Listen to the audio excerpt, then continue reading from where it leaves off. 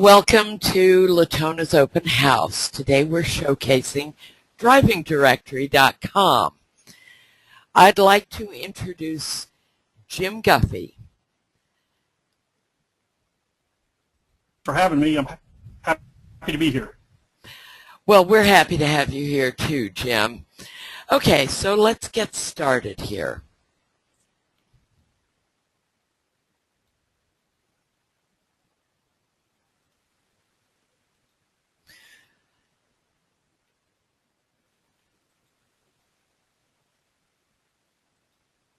Please take a moment to read this website, slide. If you have any problems hearing us, adjust your audio. And if you have any questions, just type the question in into the software you see on the right-hand side of your screen, and I'll try to work it in during the interview.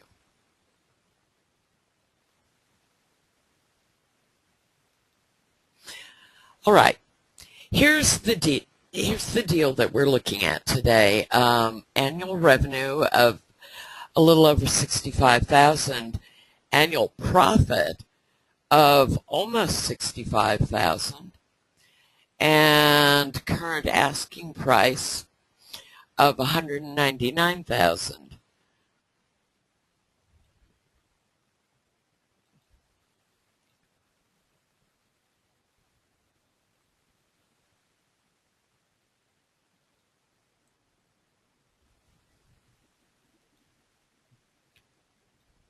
Okay, Jim, why don't you tell us a little bit about the site? Okay, let's start off with a little history of the site and how it's evolved over the past 13 years to get to where we're at today. In 2001, I was in the Army stationed overseas in Germany. For many of my years in the Army, I taught soldiers how to drive tractor trailers. I was a few years away from retiring from the Army and was looking at starting my own driving school, but could not find any information on the internet. At this point, I had built several websites strictly as a hobby, just trying to learn how to build a website and the code behind them. Since I could not find any information on driving schools, I decided I would build a website for driving schools, not with any idea of making any profit off of it, just another site for me to play with. Well, it only took a month or two, and the website was the #1 site for a lot of the keywords around driving schools. I got a big kick out of seeing the number of visitors I was getting, but still had no intentions on making profit from it. In 2002, I added the practice test, and then I really started getting a lot of visitors. At this point, I started averaging 10,000 daily unique visitors, and my test was getting taken an average of 120,000 times a day. I then started thinking of ways I could generate some revenue from the website. I began an affiliate with a couple of different driving schools in different states and made small profits, but they did not pay very well. Until 2003, a company called NTSI out of Florida contacted me and wanted me to become an affiliate of theirs. NTSI had a different format than the other driving schools. I could charge whatever I wanted for the 4-hour online course. I collected the money and paid them a set fee. Shortly after I became an affiliate of NTSI, they got state approved to teach a 4-hour drug and alcohol class that the state of Florida had just passed a law making it mandatory for all drivers getting their license for the first time. Because this was a new law, high schools were not approved at this point to teach the 4-hour course, where most of the high school students would naturally take the test. This is when I first started making a serious income from the website. In 2003 and 2004, I grossed over $100,000 each year, and profit each year was $60,000 to $70,000. In 2006, NTSI's revenue started drying up because local high schools were getting approved to teach the 4-hour drug and alcohol course, so students naturally just started taking the courses at school where it didn't cost them anything. In 2006 is when I found AdSense and got approved to put the Google ads on my site. The very first day, I made over $100. In 2005, I added the truck driving schools and the CDL test. In 2008, I added the motorcycle schools and then the motorcycle test. In 2012, I started advertising for a company called CDL Career Now, which assists people finding a truck driving school to attend. Those listings only show on truck driving school pages. They're still there today. That's the history of the website. We'll get more into details on the website in a few minutes, I believe.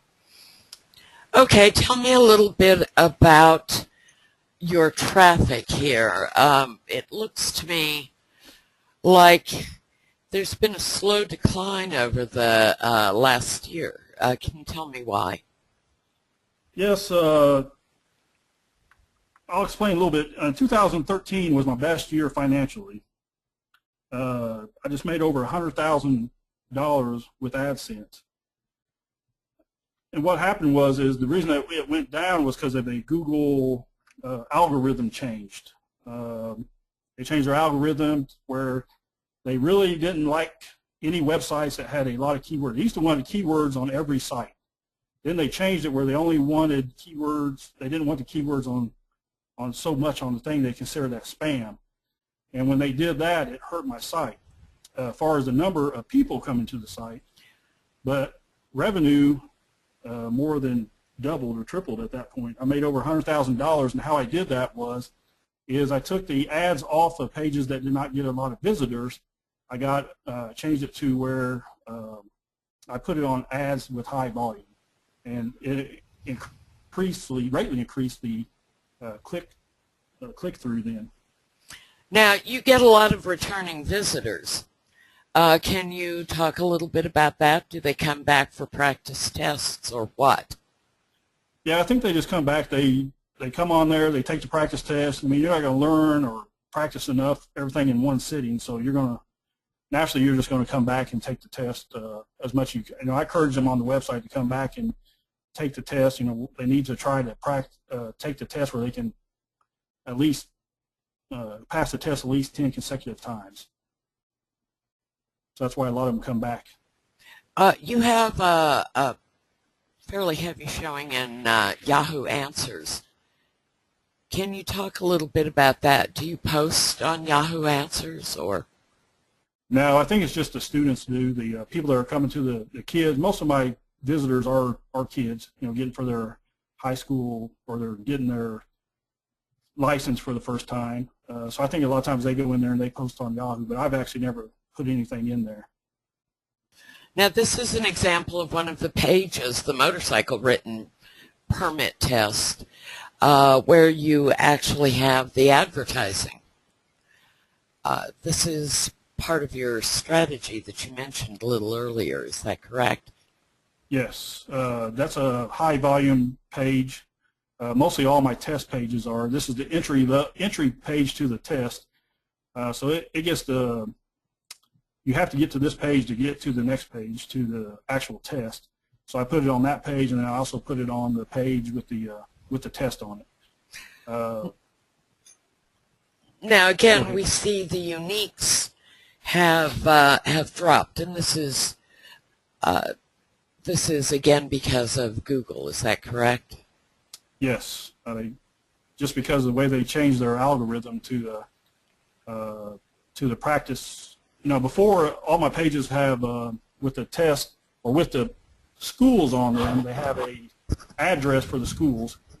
And before, where it helped me because on one page I might have 250 schools on there. Well, all of them have driving schools in their name somehow. And then you have the city, and then you have the state. Before 2012, that helped me in the search engines, but after they did their algorithm change, which I believe was Panda, that has hurt me in the search engine. So where it once helped me, and now it hurts me. All right, now this is the beginning of some screenshots you've kindly sent us. Would you tell us a little bit about what we're looking at here? Yeah, that's just the entry. That's where you log in onto the page, and then that's where you can change the test. You can add a test. You can view a test to see what questions are getting taken the most, what questions are being missed, do they need to be reworded. So you can edit it, or you can remove a quiz. That's just all the back end done with the test, which very little. I built that in 2002 2003, and I've maybe have changed that once or twice in that time length. It's just once you build a test, driving regulations in the United States just don't change that often, so there's no reason to change the test. And this is more of how you add content, is that correct? For the test, yes. That's how you add the content for the test. If you want to, those are all the questions on the test. So if you click on that, one of those, you'll go into where you can change the answers, but those are just a list of the test. That's actually a question, so you can put your questions in there, and then you can the link there for the picture to it, and then your choices of questions, and then your answer. And you can put an explanation in there and that kind of things. So it's just all the back end for the test. And all three tests are the same way.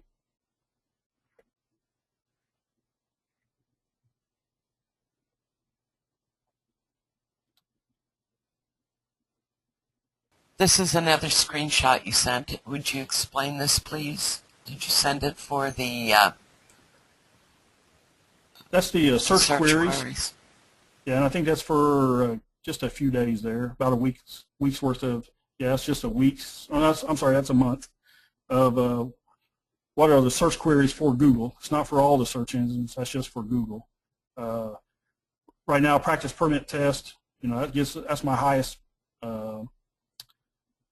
search request. I'm like number 4 in the search engine. I think permit, if you just type in permit test, I'm number 1.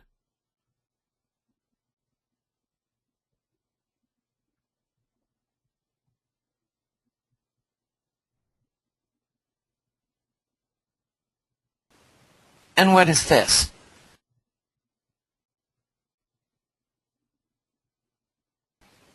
Jim, what is this? Yes. That is the index pages for, I have 406 pages submitted to Google, and 389 of them have been indexed. So they're actually, out of those 389 are in the search engine. And this? Jim? Yes, you're breaking up a little bit. That is the crawl status for the Google pages. That's what the pages, what Google crawls, and how much the time they spend on it, and how much they download. That's just how often they crawl the pages. Now tell us a little bit about your revenue here. It goes from $9,000 a month down to $3,000. Yep, and that's just back to, like I say, last year was my number one. Last year I made over $100,000. Even though my numbers of visitors had greatly decreased, my number of revenue went up. And that was just because I took the ads off of all the other pages, just put them on the high volume pages. So my, I really, 2013 was my best year ever, even though my numbers had really went down. Since then, Google has continued changing their algorithm, and the revenue has decreased, but I have a plan, which we'll talk about in a few minutes, of how to fix that. Now here are your expenses. I notice there's one large expense.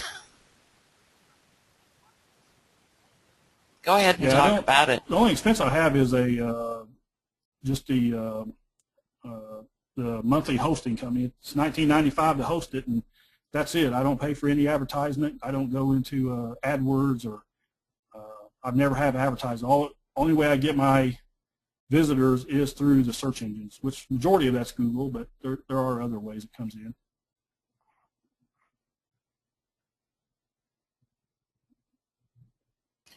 All right, please tell us a little bit about the day-to-day operation of the site. What's required, how many hours, that sort of thing. Okay, like I say, there's not a lot. I spend an average a couple of hours a week answering emails, adding and updating the different driving schools information. A lot of the driving schools will send me, they'll change a phone number, they'll change their address. I'll just go into my website, which all done in HTML, make those changes.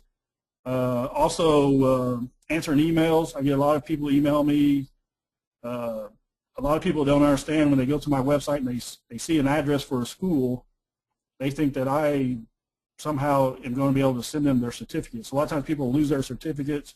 They'll send me an email saying, I lost my certificate, can you please send me another one? And I'll say, I'm sorry, we're just a directory. You have to contact the actual school. So that's most of my emails. And then adding driving school, probably 2 or 3 times a week, a school will request to be added to the directory. And that's all motorcycle schools, truck driving schools, and the regular driving schools. And you don't have any employees. You just do this all yourself. Yes, I do it all myself. All right, please tell us where you think the new owner can take this site. What are some of the problems that you think can be solved? Well, we've talked about the address problem, where before I had the addresses helped me because I had a lot of keywords on there. Then in 2012, Google changed their algorithm, the Panda. Now they've decided they don't like a lot of your keywords on there. They want you to have a lot of different unique content. So that has now hurt me where it once helped me.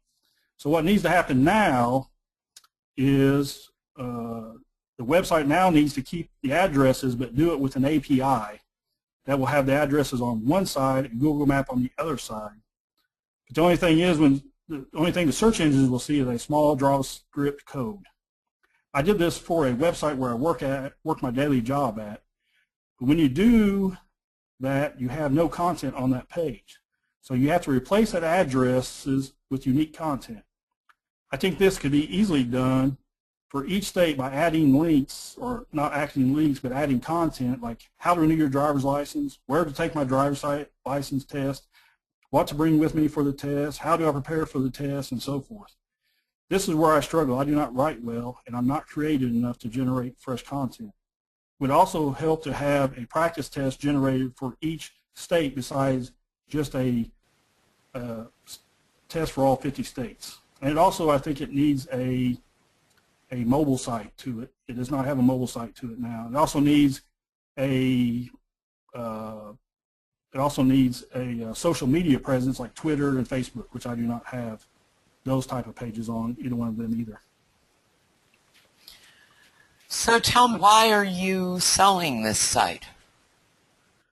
Well, the big reason is I'm a programmer and not a writer. The website needs someone that can write content and add to it from time to time. I also work as a web developer for a state job, and many days the last thing I want to do when I get home is look at more code. Although right now I don't do that much for it, but to make the website better, I would have to. I have thought about bringing on a partner, and that's something I will probably consider if the website does not sell, that somebody that can write that content, which I just am not a writer. That's the big reason I'm trying to sell it right now. I think the website can do a lot more. It just needs somebody that can generate that content and write it, and I think the website will go right back up to where it was, getting 10, 12,000 visitors a day, easily. Well, Jim, I've worked in some questions during the presentation here. I want to apologize for the technical problems I'm having. For some reason, the software is conflicting here. So if anybody has any questions, please contact Adam Beebe at Latona's, adam@latonas.com. And thank you all for attending. Thank you, Jim. Bye-bye. Thank you. Bye-bye.